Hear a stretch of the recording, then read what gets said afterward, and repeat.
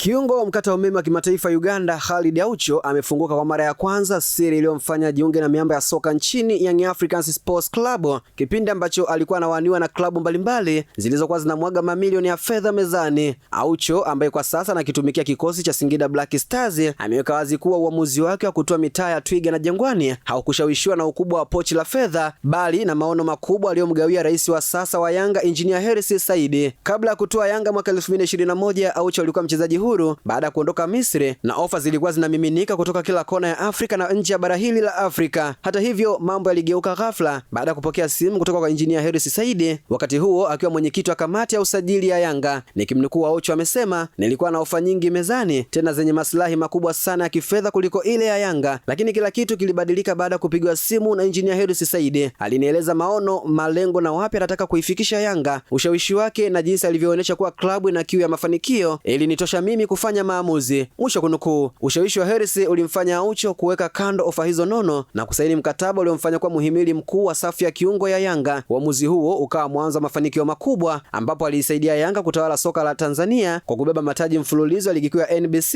na kombe la shirikisho la Azam. Aidha, Aucho alikuwa sehemu ya kikosi cha dhahabu kilichofika fainali ya kombe la shirikisho barani Afrika mnamo mwaka 2023, lakini pia alijizolea sifa na heshima kubwa, akionekana kama mmoja wa viungo bora wa kigeni kuwahi kucheza nchini.